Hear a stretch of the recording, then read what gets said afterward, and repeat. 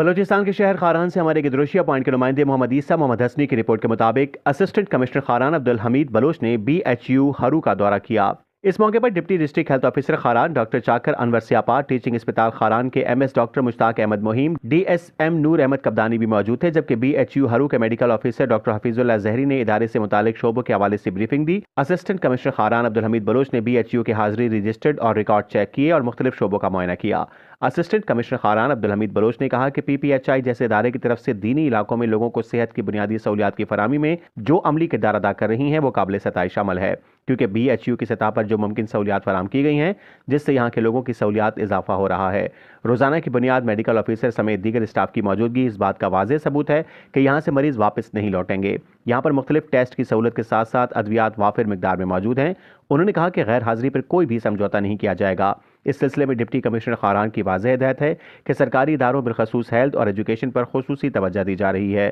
ان اداروں کے عملے کی حاضری یقینی ہونی چاہیے، غیر حاضری پر سخت کارروائی ہوگی۔ انہوں نے بی ایچ یو ہرو کے عملے کی خدمت اور فرائض منصبی کو سراہا اور اس امید کے ساتھ وہ اس طرح عوام کی خدمت میں کوئی کوتاہی نہیں کریں گے، بلکہ یہاں کے لوگوں کی صحت کے بنیادی سہولیات کی فراہمی میں اپنا کردار ادا کرتے